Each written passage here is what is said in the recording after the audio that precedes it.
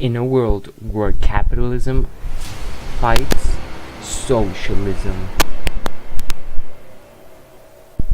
there's a man who kills an old lady and steals her money, then tries to hide it and later tries to confess.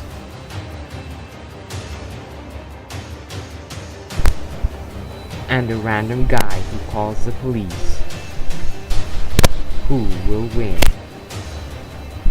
Coming to a theater near you on March the 6th.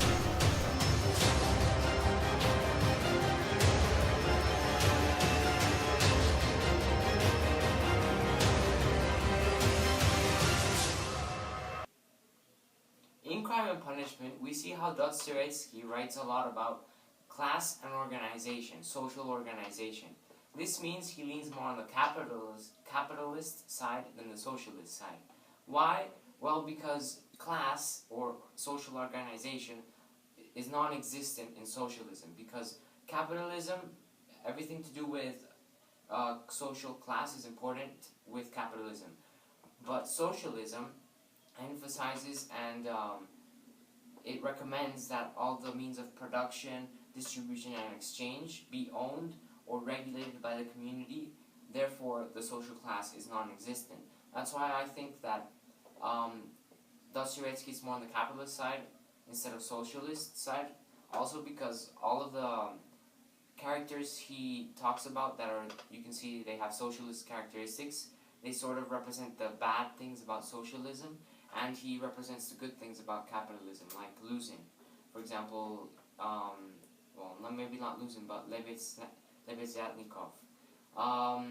We also, the main way he talks about capitalism and socialism is in the social class. He also talks a lot about money and political conflicts, the status you have in your political status.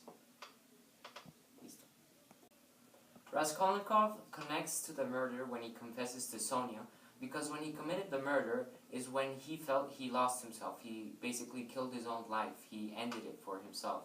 Even though he was still alive, on the inside he was already dead. So when he confesses to Sonia, he basically feels all of that again and is reminded that he's already ended his own life. And by confessing to Sonia, he feels he's making an even bigger mistake and even depriving himself of all the life he had in himself still left, because he now knows he has to go to jail and suffer his punishment for the crime he committed. So he goes into a sort of dementia, and he doesn't really feel what it says here, repentant. He just feels disappointed about what he's just done, because confessing to Sonia has just made it even worse. And that's basically why he makes why he relates the murder, what he felt in the murder, to what he felt when confessing, because he's basically deprived himself even more.